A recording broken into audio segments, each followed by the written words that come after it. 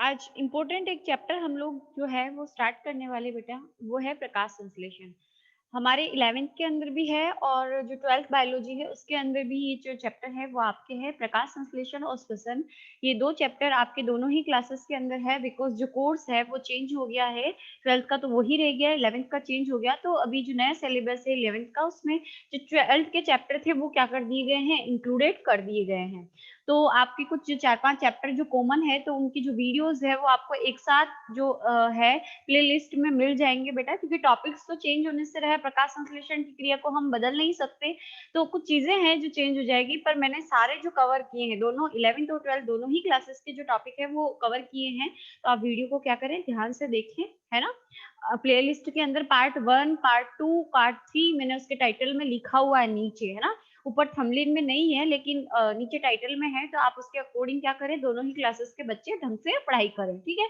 तो अभी आज हमारा प्रकाश संश्लेषण हम लोग या फोटोसिंथेसिस स्टार्ट करने वाले हैं और ये वो चैप्टर है जिसके अंदर चाहे 11th ले लो, चाहे 12th ले लो, बड़ा क्वेश्चन जो आता है 4 नंबर का वो क्वेश्चन बनने की पूरी-पूरी संभावना है, ठीक है?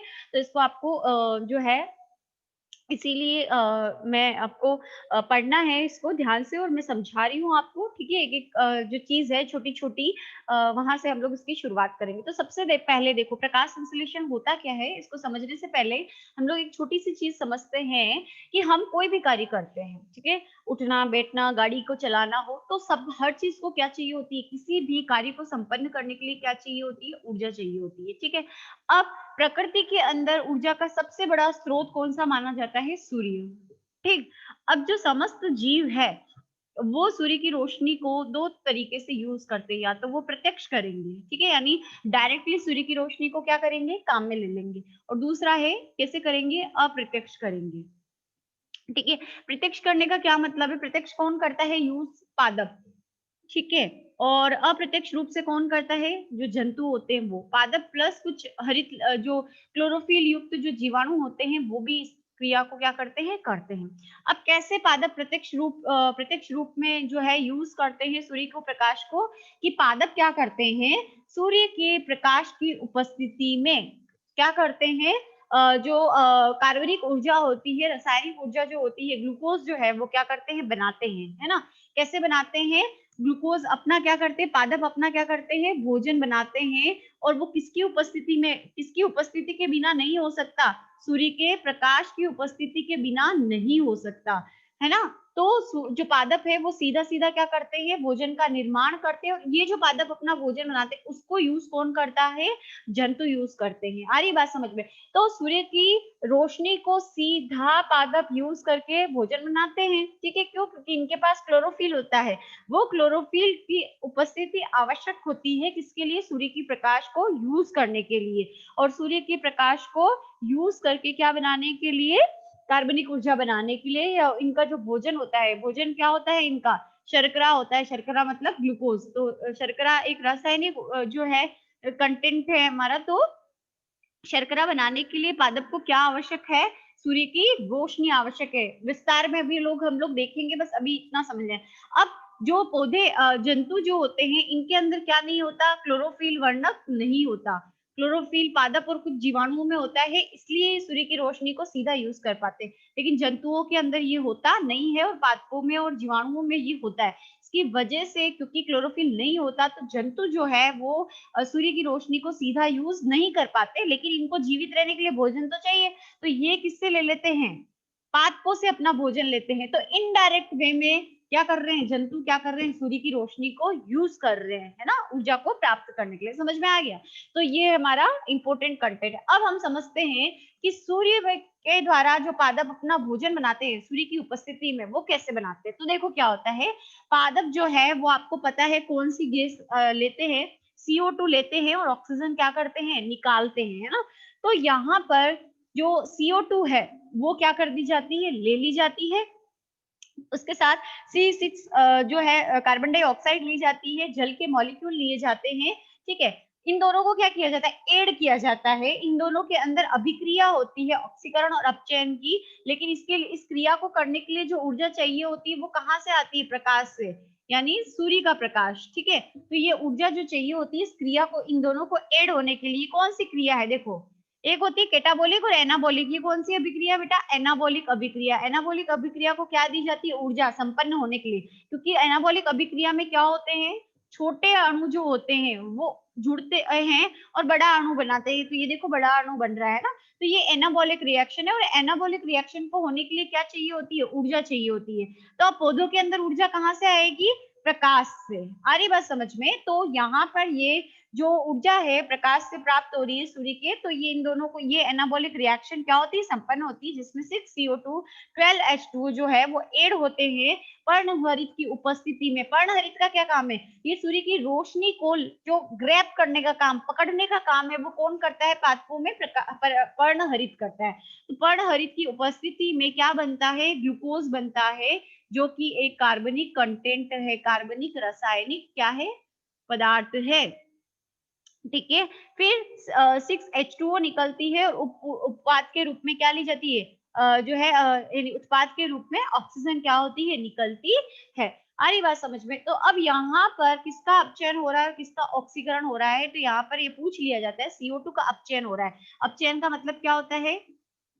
हाइड्रोजन का जुड़ना और O2 का क्या करना? निकलना। तो यहाँ पर हाइड्रोजन तो है नहीं, तो यहाँ पर इस कार्बन से ये कार्बन अलग हो रहा है और ये ऑक्सीजन क्या हो रही है? अलग हो रही है। ऑक्सीजन अलग हो रही है, इसलिए यहाँ पर हम कहेंगे कि इसका CO2 का क्या हो रहा है? अपचयन हो रहा है। फिर उसके बाद हम लोग क्या कहेंगे कि जो H2O है उसका क्या हो रहा है? ऑक्सीकरण हो रहा है। यहाँ पर देखो ऑक्सीजन का जो मॉलिक्यूल है उससे हाइड्रोजन क्या हो रही है? अलग हो रही है। हाइड्रोजन अलग होकर किसके साथ जुड़ रही है? ये जो कार्बन अलग हुआ है ना, इससे जुड़ रही है। तो यहाँ पर क्या हो रहा है? H2O का ऑक्सीकरण हो रहा है। तो ये आपके क्या होता है? क्वेश्चन पूछ लिया जाता है कि प्रकाश संश्लेषण की अभिक्रिया में किसका ऑक्सीकरण होता है और किसका जो है अपचयन होता है? तो CO2 का क्या होता है? जो है CO2 का अपचयन होता है और ऑक्सीकरण किसका होता है? H2O का होता है। Is it clear? ठीक है। तो ये आपको अभिक्रिया याद होनी चाहिए। अगर हम इस अभिक्रिया से डेफिनेशन बनाना चाहे प्रकाश संश्लेषण की, तो क्या डेफिनेशन बनेगी बेटा? इसकी डेफिनेशन बनेगी कि पौधे जो होते हैं, हरे पौधे जिनमें पर्णहरित पाया जाता है, वो क्या करते हैं? सूर्य की रोशनी या सूर्य के प्रकाश की उपस्थिति में कार्बन और हाइड्रोजन से क्या करते हैं? जो शर्करा होती है वो जल और ऑक्सीजन का क्या करते हैं? निर्माण करते हैं। ये क्रिया क्या कहलाती है? प्रकाश संश्लेषण की क्रिया कहलाती है। तो यहाँ पर कार्बनिक क्या बना है? रसायन। दैट मीन्स प्रकाश संश्लेषण की जो अभिक्रिया है उसके अंदर कौन सी ऊर्जा किस ऊर्जा में परिवर्तित हुई है बेटा? तो यहाँ पर सूर्य की जो प्रकाश ऊर्जा है वो किसमें परिवर्तित हुई है? रासायनिक ऊर्जा में। तो सूर्य की प्रकाश ऊर्जा को क्या किया जाता है? प्रकाश संश्लेषण के माध्यम से कार्बनिक रसायन ऊर्जा के रूप में क्या किया जाता है? बदल दिया जाता है। आ गई बात समझ में? तो ये जो ग्लूकोज स्टोर होता है शर्करा के रूप में पादपों के अंदर, है ना, तो ये जो शर्करा है वो जब पौधों को यूज करके जो जंतु काम में लेते हैं, तो जंतुओं के शरीर में क्या हो जाती है? ट्रांसफर हो जाती है। समझ में आ गया? तो अब हम लोग यहाँ पर जो आपकी बुक है उसकी इंपॉर्टेंट जो डेफिनेशंस वगैरह है वो हम लोग क्या करते हैं बेटा? देख लेते हैं। तो यहाँ पर लेट्स सी, सबसे पहले प्रकाश संश्लेषण। प्रकाश संश्लेषण भूमंडल पर सबसे महत्वपूर्ण जैव रासायनिक क्या है? अभिक्रिया है ना। महत्वपूर्ण मानी जाती है, क्यों? क्योंकि प्लांट जो है वो अपना भोजन इसी से बनाते हैं और पादपों से कई जंतु अपना क्या करते हैं? भोजन प्राप्त करते हैं। कई क्या, मोस्ट ऑफ ही। सजीवों में ऊर्जा का संग्रहण होता है। इसी ऊर्जा के प्रत्यक्ष या परोक्ष उपभोग द्वारा पृथ्वी पर समस्त सजीवों का क्या होता है? अस्तित्व संभव होता है। मतलब कोई भी हम काम करते हैं तो उसके लिए हमें ऊर्जा की आवश्यकता होती है ना। तो अगर ऊर्जा नहीं होगी तो हमारा अस्तित्व रहेगा क्या? नहीं, कुछ नहीं कर पाएंगे हम। फिर है पादप सामान्यतः सूर्य के प्रकाश को क्या करते हैं? सीधे किसमें बदल देते हैं? रासायनिक ऊर्जा में। कौन सी क्रिया के द्वारा? प्रकाश संश्लेषण की अभिक्रिया में। लेकिन जंतु के अंदर प्रकाश संश्लेषण की क्रिया होती ही नहीं है, तो ये अपनी ऊर्जा के लिए किस पर निर्भर करते हैं? पादपों पर निर्भर करते हैं। फिर आता है प्रकाश संश्लेषण एक ऑक्सीकरण अपचयन क्या है? अभिक्रिया है। ठीक है, जिसमें जल का ऑक्सीकरण होता है और कार्बन डाइऑक्साइड का अपचयन होता है, अभी जिस मैंने किया। अब उसके बाद परिभाषा आ जाती है, हरे पादपों द्वारा सूर्य के प्रकाश की उपस्थिति में वायुमंडल से प्राप्त CO2 और जल कहाँ से मिल रहा है? CO2 तो कहाँ से मिल रही है? वायुमंडल से, है ना। जो स्टोमेटा होते हैं, जो पत्तियों में रंध्र होते हैं, उसके माध्यम से, इन रंध्रों के माध्यम से CO2 क्या करती है, पादपों में प्रवेश करती है। फिर मृदा पानी जो है जड़ों के द्वारा अवशोषित कर लिया जाता है, ठीक है? तो मृदा से अवशोषित जल को शर्करा रूपी रासायनिक ऊर्जा में क्या करते हैं, परिवर्तित करते हैं। तो ये क्रिया हमारी क्या कहलाती है, प्रकाश संश्लेषण। समीकरण CO2 H2O प्रकाश और पर्णहरित क्या बना, C6H12O6 प्लस क्या बना, 6H2O और क्या बना, 6O2 बना। ठीक है? इस अभिक्रिया में जल का सूर्य की विकिरण ऊर्जा से ऑक्सीकरण होता है। मतलब ये टूटता है किसकी वजह से, इस सूर्य की प्रकाश की वजह से। ठीक है? ऑक्सीकरण से प्राप्त जो यानी इसके टूटने से जो ऊर्जा निकलती है, इसके टूटने से क्या हो रही है, जो ऊर्जा निकल रही है, उस ऊर्जा द्वारा CO2 का क्या हो जाता है, अपचयन हो जाता है और क्या बन जाती है, शर्करा। मतलब कहने का मतलब ये प्रकाश जो है सबसे पहले इस जल को क्या करेगा, तोड़ेगा, विघटित करेगा और उस विघटन से जो ऊर्जा बनेगी वो काम में ली जाएगी इस CO2 के द्वारा। ये CO2 का क्या होगा, किस क्रिया में, CO2 का अपचयन किया जाएगा, मतलब इसको तोड़ा जाएगा और ये जो कार्बन है वो किसके साथ क्या निर्माण करेगा, ग्लूकोज का क्या करेगा, निर्माण करेगा। ठीक है? अपचयन करके शर्करा क्या क्या करेगा, बनेगा। ऑक्सीजन क्या होती है, उप उत्पाद के रूप में मुक्त होती है। फिर है रेबिनो विच के द्वारा जीवनीय तापक्रम पर, मतलब जीने लायक तापमान पर जल जल क्या है, हाइड्रोजन देता है, H+ देता है तथा CO2 के मध्य सुग्राहित प्रकाश रासायनिक जो ऑक्सीकरण और अपचयन की क्रिया होती है उसे ही हम क्या कहते हैं, जो है प्रकाश संश्लेषण कहते हैं। ये आश्चर्य का विषय है कि प्रकाश संश्लेषण जीवधारियों के लिए अत्यंत महत्वपूर्ण क्रिया है, मतलब हमारे लिए बहुत इंपॉर्टेंट है। पर फिर भी 18वीं शताब्दी तक वैज्ञानिकों का ध्यान आकर्षित नहीं हुआ प्रकाश संश्लेषण। मतलब जो 18 सेंचुरी आई उससे पहले, यानी 17, 16 इसके अंदर प्रकाश संश्लेषण के रिलेटेड कोई काम हुए ही नहीं। कब हुए, 18वीं शताब्दी के बाद हुए। ठीक है? वास्तव में प्रकाश संश्लेषण का वास्तविक इतिहास 18वीं शताब्दी से ही क्या होता है, प्रारंभ होता है।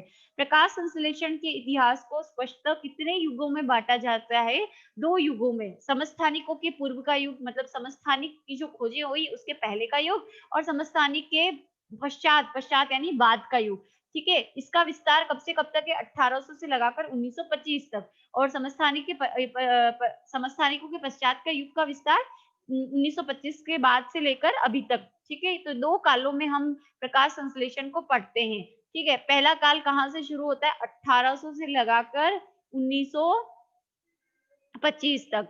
ठीक है? और दूसरा जो अध्ययन का काल है वो शुरू होता है कब से, 1925 से लगाकर वर्तमान तक। तो 2 स्टेजेस के अंदर हम इसकी पढ़ाई करते हैं। अब ये प्रकाश संश्लेषण का इतिहास हम समझते हैं। ये ऊपर की अभिक्रिया तो है, अभी आगे समझ में आ जाएगा कि क्या है। वैज्ञानिक जो है, वेरी इंपॉर्टेंट, कोई भी कॉम्पिटिटिव एग्जाम नीट दोगे वहां पर ये बहुत काम आने वाला है। बेटा बेसिक्स है, इसलिए इस चैप्टर को, हालांकि 12th के अंदर ये टॉपिक कट चुका है, ये छोटा सा टॉपिक है इतिहास वाला, है ना, लेकिन फिर भी बता रही हूँ क्योंकि इंपॉर्टेंट है, इन फ्यूचर आपको बहुत काम आएगा। 5-10 मिनट अगर आप बिगाड़ोगे तो आगे इन फ्यूचर आपको वो बिगड़ा हुआ टाइम बिगड़ा हुआ नहीं लगेगा। तो आप ये मत सोचना कि मैम कट गया है लेकिन आप क्यों बता रहे हो, क्योंकि सिर्फ सारणी है, वो सारणी ही हमको नाम ही पढ़ने हैं इसके और कुछ नहीं करना है। तो स्टीफन हेल्स जो है उन्होंने 1727 के अंदर, ठीक है, पादप अपना भोजन वायु व प्रकाश की उपस्थिति में बनाते हैं, ये सबसे पहले बताया स्टीफन हेल्स ने। इसीलिए इन्हें क्या, पादप कारिकी का क्या कहा जाता है, जनक कहा जाता है।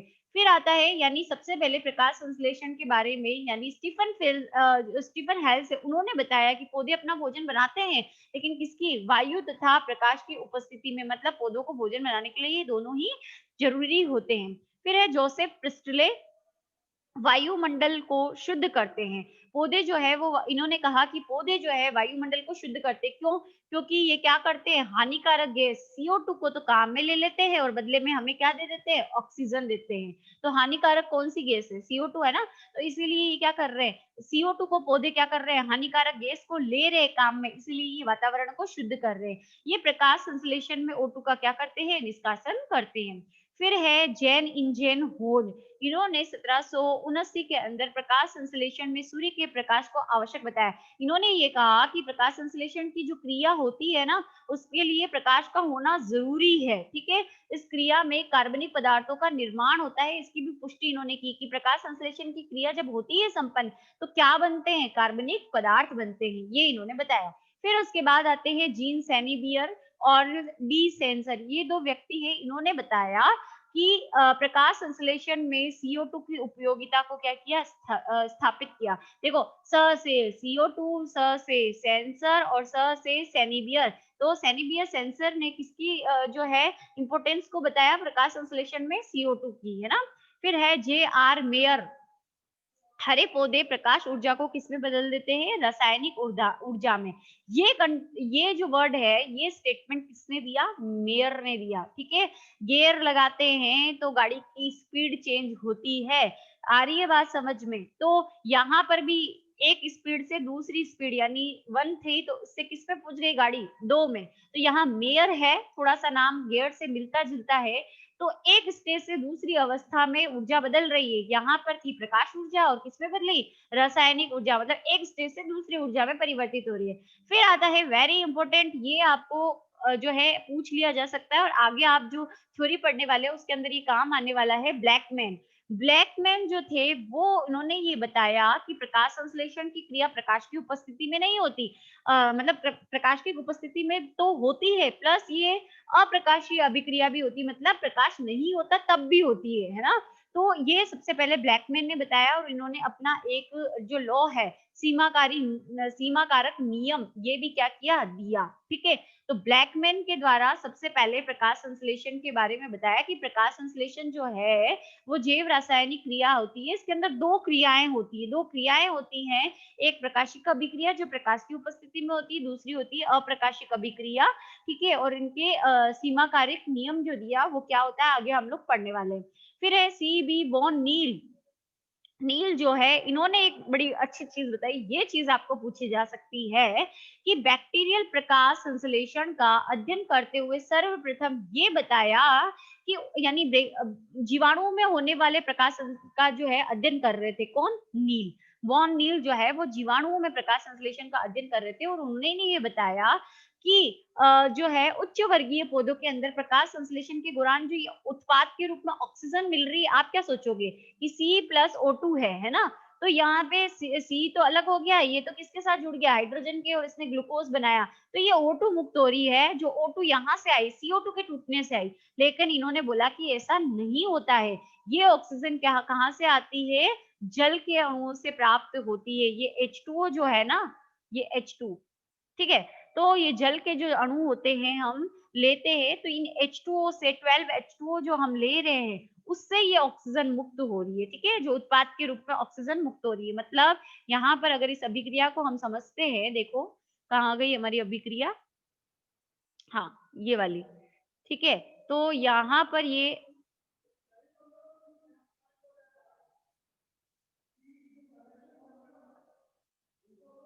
यहाँ पर इसको पूरा मैं रब कर देती हूँ इस अभिक्रिया को बेटा, ताकि आपको अच्छे से समझ में आए। सारा चारों तरफ हुआ हुआ है तो आपको नहीं समझ में आएगा। तो यहाँ पर देखो, ये हमारे पास अभिक्रिया है, ठीक है। इसको थोड़ा हाईलाइट कर देते हैं, ये हमारे पास अभिक्रिया है, ठीक। अब इसके अंदर क्या हो रहा है, CO2 हो रहा है, H2O है और ग्लूकोज और H2O और O2 बन रही है। तो अब इसके बारे में वॉन नील ने सबसे पहले बोला है कि ये जो O2 मुक्त हो रही है ना, ऐसा नहीं हो रहा है कि ये कार्बन और ये ऑक्सीजन, जो कार्बन डाइऑक्साइड का अपचयन हो रहा है तो ये ऑक्सीजन सीधी सीधी मिल गई, ऐसा नहीं है। हमको यही लगेगा कि हाँ ये O2 जो आई है वो यहाँ से आई है, ऐसा नहीं होता है। वॉन नील ने बोला कि ये जो O2 आई है ना, वो किससे आई है, इस H2O के अणुओं से प्राप्त हुई है, ये चीज है, ठीक है। अब ये वॉन नील ने ये अपना स्टेटमेंट दे दिया, तो इनके इस स्टेटमेंट को आगे किसने बढ़ाया, ये इंपॉर्टेंट है। तो सबसे पहले रॉबर्ट हील, ठीक है, इन्होंने एक अभिक्रिया दी जिसको हील अभिक्रिया कहते हैं, और इस अभिक्रिया के माध्यम से उन्होंने प्रदर्शित किया कि कैसे जो है O2 है वो किससे मुक्त होते हैं, H2O से, न कि CO2 से। तो हील अभिक्रिया इन्होंने दी। फिर है रूबेन व कॉमन ने रेडियो समस्थानिक का प्रयोग किया। देखो समस्थानिक आ गया ना, हम प्रकाश संश्लेषण से संबंधित जो स्टडी होती है वो 2 रूप में करते हैं, पूर्व समस्थानिक खोज और पश्चिम समस्थानिक खोज। तो समस्थानिक जो खोज है वो खोज जो होती है, मतलब वो हो गए, उनकी खोज हो गई, तो जो ऑक्सीजन का जो समस्थानिक है 18 और H2O का जो 18 का है, उसका प्रयोग कर ये सुनिश्चित किया गया कि O2 की जो मुक्ति होती है वो किससे होती है, H2O। मतलब रूबेन और कॉमन ने प्रैक्टिकल करके प्रूव कर दिया ना, एक्सपेरिमेंट से प्रूव किया कि हाँ भैया H2O जो से जो है वो ऑक्सीजन मुक्त होती है, ना कि CO2 से होती है, ठीक है। मतलब देखो, नील ने तो सबसे पहले बताया कि भैया ये जो H2O है वो हमको क्या कर रहा है, ऑक्सीजन दे रहा है। फिर इसके बारे में जो अभिक्रिया दे दी वो किसने दे दी, रॉबर्ट हिल ने। लेकिन जो प्रयोग करके बताया वो किसने बताया, रूबेन और कॉमन के द्वारा। फिर इंपॉर्टेंट आता है केल्विन और बेंसन। तो केल्विन बेंसन साइकिल या C3 चक्र क्या किया इन्होंने दिया, और क्या किया इन्होंने, C14 रेडियो समस्थानिक जो है कार्बन का, उसका उपयोग करके इसको क्या किया, खोजा। ये बहुत इंपॉर्टेंट है, ध्यान रखना बेटा, आपको आगे इन फ्यूचर बहुत काम आने वाला है, इसलिए पढ़ा रही हूँ, इसको समझ लो अच्छे से। प्रकाश संश्लेषण के C3 या केल्विन चक्र, मतलब इस केल्विन चक्र की खोज, देखो कितने क्वेश्चन बन रहे हैं। प्रकाश संश्लेषण का C3 चक्र किसको कहते हैं, तो केल्विन चक्र को कहते हैं। C3 चक्र जो है उसकी खोज किसने की, केल्विन बेंसन ने की। कौन से कार्बन के समस्थानिक पे प्रयोग किया था केल्विन बेंसन ने, तो कार्बन 14 जो है उस पे किया। और नोबेल पुरस्कार दिया गया इसके लिए केल्विन बेंसन को, कब, 1961 के अंदर। फिर है डैनियल ऑर्नन, प्रकाशीय फॉस्फोरिटीकरण यानी एटीपी के टूटने से जो यानी एटीपी का जो निर्माण होता है प्रकाश की उपस्थिति में, है ना, तो इसको हम फॉस्फेटीकरण या फॉस्फोरिलीकरण कह रहे हैं। तो प्रकाश की उपस्थिति में एटीपी का जो निर्माण होता है, इसकी खोज किसने की, डैनियल ऑर्नर ने। क्या, कि प्रकाश की उपस्थिति में क्या बनती है, एटीपी। ये अभिक्रिया क्या है हमारी, फॉस्फोरिलीकरण। तो इसकी खोज की। और इस क्रिया को संपन्न होने के लिए दो प्रकाश तंत्र आवश्यक होते हैं, इसके महत्व को बताया ये डैनियल ऑर्नर ने कहा। प्रकाश तंत्र क्या होते हैं आगे समझोगे।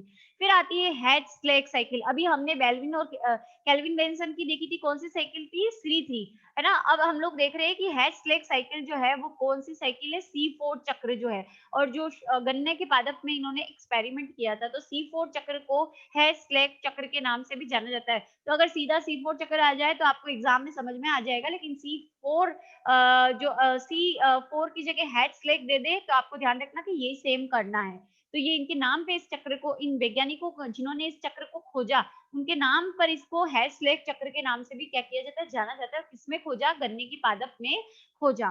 फिर है पी मिटसेल, इन्होंने फॉस्फोटीकरण के रासायनिक परासरणी जो सिद्धांत है उसको दिया, रासायनिक परासरणी सिद्धांत को क्या किया इन्होंने खोजा। तो ये क्या है, इतिहास है किसका, प्रकाश संश्लेषण का।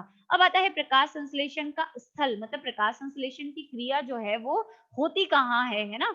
तो ये क्रिया जो होती है हरित हरित लवक जो कोशिकांग होता है उसके अंदर क्या होती है, संपन्न होती है।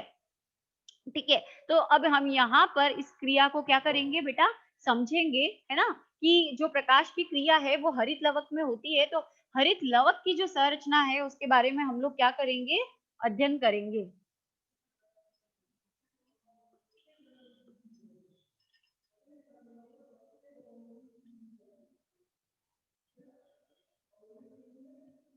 हरित लवक, प्रकाश संश्लेषण की क्रिया कहाँ होती है,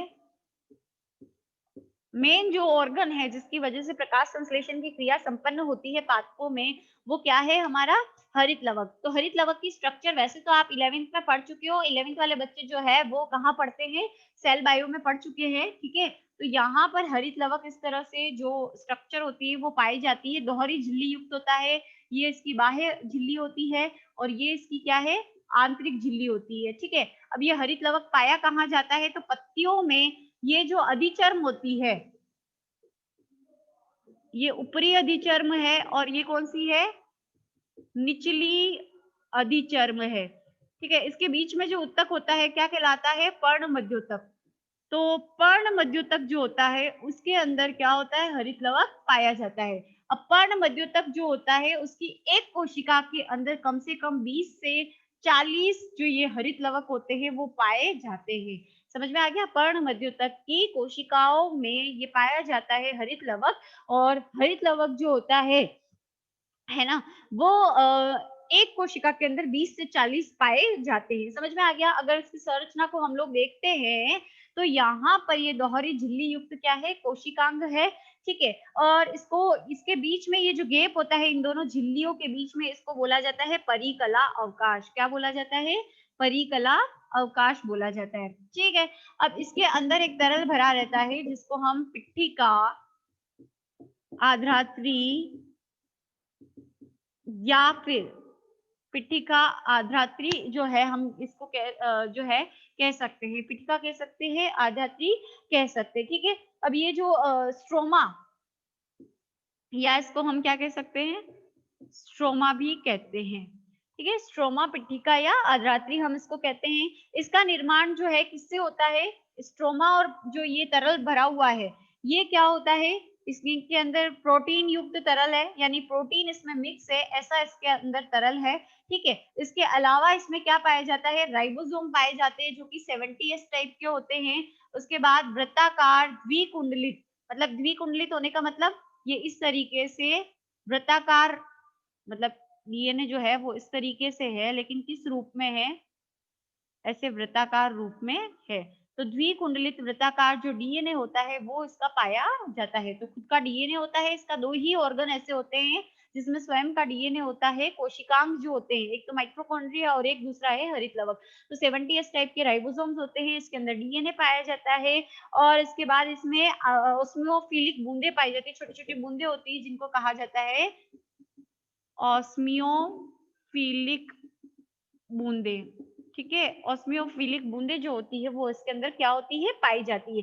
तो स्ट्रोमा पाया जाता है। ठीक है, अब उसके बाद यहाँ पर झिल्लियां युक्त क्या पाई जाती है, कुछ संरचनाएं पाई जाती है ना, जो ग्रेना कहा जाता है जिन्हें। तो वो ग्रेना इसके अंदर क्या होते हैं, पाए जाते हैं। ठीक है, तो झिल्ली से मतलब झिल्ली, ये अंदर वाली जो झिल्ली है उसके अंतर्वलन से, मतलब ये वलित हो जाती है और अंदर स्ट्रक्चर बनाती है। तो इस तरह से सिक्के के समान चपटी संरचना होती है ये। ठीक है ना? तो ये यहाँ पर ये अंदर इससे आपस में ये झिल्ली के अंतर्वलन से ये चपटी सी संरचना बनती है, जिसकी एक संरचना को हम ग्रेना या फिर हम क्या बोलते हैं, थाइले थाइलेकोइड्स बोलते हैं। ठीक है, थाइलेकोइड बोलते हैं। और ये पूरा जो होता है, ये पूरा सिक्कों का ये जो समूह है बहुवचन, इसको बोला जाएगा ग्रेनम। क्या बोला जाएगा, बहुवचन ग्रेनम। एक जो है वो ग्रेना कहलाएगा। आ रही बात समझ में? तो ग्रेनम होता है और तो थाइलेकोइड्स एक के ऊपर एक सिक्के के रूप में व्यवस्थित होते हैं, यानी ग्रेना जो होता है एक के और एक के ऊपर, यानी एक जो ग्रेना है, एक ये है तो सिक्के जैसे स्ट्रक्चर, लेकिन ये इस तरीके से एक दूसरे के ऊपर क्या होते हैं, ग्रेना या थाइलेकोइड्स एक दूसरे के ऊपर जमे रहते हैं और ये पूरी जो संरचना होती है वो ग्रेनम कहलाती है। और इसको जोड़ने वाली जो झिल्ली होती है उसको क्या कहा जाता है, इंटरग्रेनम क्या है कहा जाता है, क्या कहा जाता है, इंटरग्रेनम इनको कहा जाता है। जो भित्तियां इनको जोड़ती है, इंटरग्रेनम या स्ट्रोमा पटलिकाएं कहा जाता है। इंटरग्रेनम या स्ट्रोमा पटलिकाएं भी इनको कह सकते हैं। ठीक है, फिर उसके बाद आता है ग्रेना जो है प्रकाश संश्लेषण की प्रकाशीय अभिक्रिया है। प्रकाशीय प्रकाश संश्लेषण की मतलब जो प्रकाशीय प्रकाश संश्लेषण होता है, मतलब ऐसा प्रकाश संश्लेषण जो प्रकाश की उपस्थिति में होता है। ये बहुत इंपॉर्टेंट क्वेश्चन है, ये 9th में आपने पढ़ा भी है कि प्रकाश की उपस्थिति में होने वाला प्रकाश संश्लेषण क्या कहलाता है, प्रकाशीय प्रकाश संश्लेषण। और प्रकाशीय प्रकाश संश्लेषण कहाँ होता है,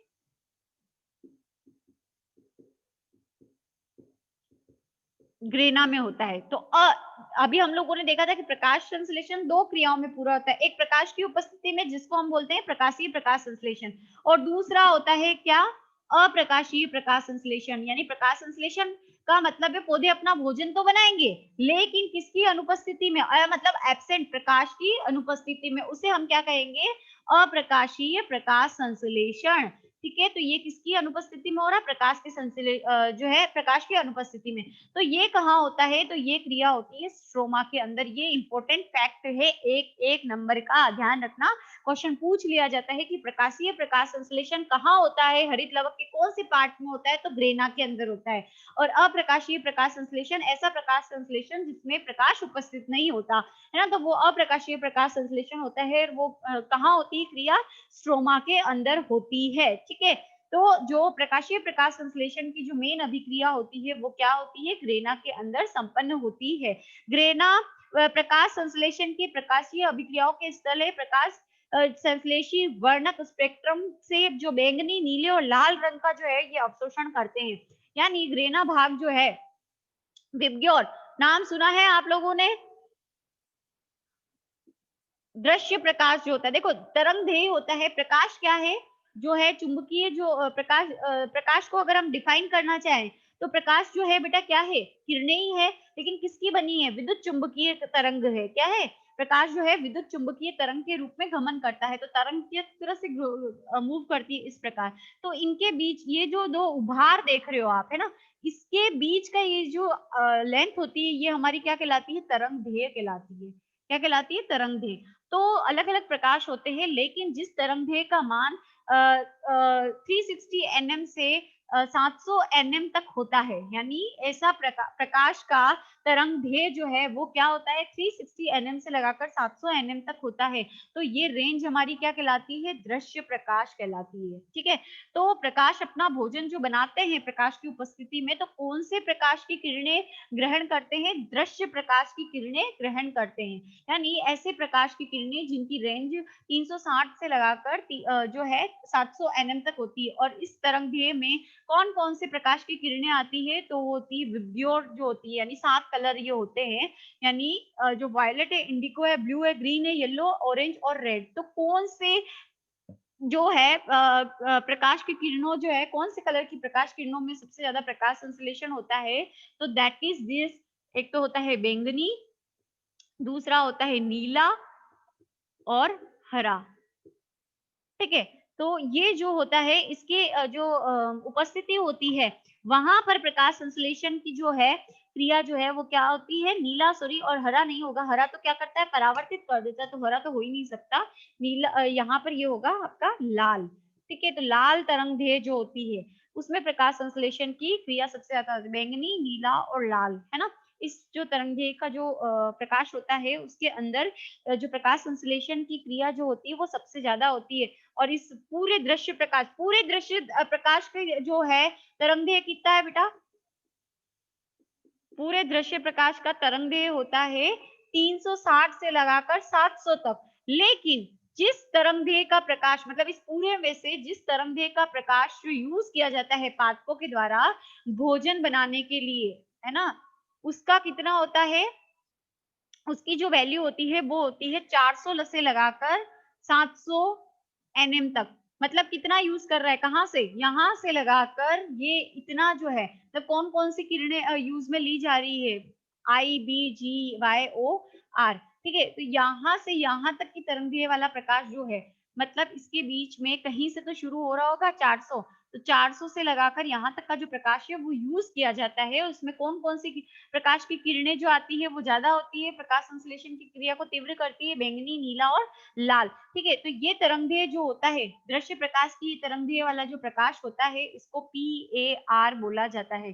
क्या बोला जाता है, PAR बोला जाता है, मतलब प्रकाश संश्लेषी सक्रिय विकिरण। क्या बोला जाता है, प्रकाश संश्लेषण सक्रिय विकिरण बोला जाता है। तो प्रकाश संश्लेषी वर्णक स्पेक्ट्रम में बैंगनी, नीले व लाल रंग का अवशोषण सबसे अधिक होता है, जो स्पेक्ट्रम के 400 एनएम से 700 एनएम के बीच का भाग होता है। अतः वर्णक के इस भाग को क्या कहा जाता है, प्रकाश संश्लेषी सक्रिय विकिरण, मतलब प्रकाश संश्लेषण की क्रिया को संपन्न करने के लिए काम में ली जाने वाली विकिरण कहा जाता है।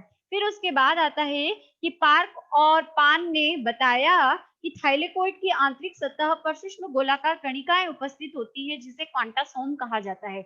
ये जो थाइलेकोइड है ना बेटा, ये इस तरीके से, इस प्रकार की संरचना है। तो इसकी ये जो आंतरिक भित्ति है, वहां पर सूक्ष्म कण पाए जाते हैं, जिन्हें क्या कहा जाता है, क्वांटासोम। क्या बोला जाता है, क्वांटासोम। अब ये ही प्रकाश संश्लेषण की इकाई कहलाते हैं। क्यों, क्योंकि इस क्वांटासोम का जो निर्माण होता है वो, अभी आप लोगों बोलोगे कि मैडम हरित लवक कर रहे हो, पर्ण हरित कहाँ गया, तो ये जो क्वांटासोम है उसका निर्माण किससे होता है, वर्णक से ही होता है बेटा। यानी ये जो थाइलेकोइड आप ले रहे हो या जो ग्रेना ले रहे हो, इसकी जो आंतरिक भित्ति होती है, दो भित्तियों से निर्मित है। आंतरिक भित्ति जो होती है, मतलब इसकी एक की बात कर रही हूँ मैं, इसकी आंतरिक भित्ति पर सूक्ष्म कण होते हैं। ठीक है, जिसको हम क्या कहते हैं, क्वांटासोम कहा जाता है। तो ये क्वांटासोम जो है प्रकाश संश्लेषण की इकाई कहलाती है। और क्वांटासोम में कितने होते हैं, 200 से 230 के लगभग क्या पाए जाते हैं, पर्णहरित पाए जाते हैं, यानी क्लोरोफिल वर्णक के अणु पाए जाते हैं। इसके अलावा 48 जो है वो क्या पाए जाते हैं, कैरोटीनॉइड्स पाए जाते हैं। केराटिनॉइड वर्णक, ये सब वर्णक जो होते हैं इन क्वांटासोम में पाए जाते हैं। तो यही क्या करते हैं, ऊर्जा को ग्रहण करते हैं, प्रकाश की ऊर्जा को। तभी तो क्या होगी, प्रकाश संश्लेषण की क्रिया जो प्रकाश की उपस्थिति में होती है वो कहाँ होगी, ग्रेना, क्योंकि क्वांटासोम कहाँ पर है, ग्रेना में है। और क्वांटासोम का क्या काम है, सूर्य की रोशनी को इस तरह से ग्रहण करना, ग्रैब करना, ठीक है। तो पर्णहरित जो है उससे ये क्वांटासोम बना है। तो पर्णहरित का काम ही यही है कि प्रकाश संश्लेषण की क्रिया को जो सूर्य की रोशनी है उसको ग्रेब करना। तो अब हमारा नेक्स्ट टॉपिक जो बनेगा वो क्या बनेगा, पर्णहरित। तो पर्णहरित के बारे में हम लोग क्या करने वाले हैं, पढ़ने वाले हैं, जो आपको मैं नेक्स्ट वीडियो में जो पढ़ाऊंगी, और सारे के सारे वर्णक जो है उसी के अंदर एक वीडियो के अंदर हम लोग क्या कर लेंगे, पढ़ लेंगे।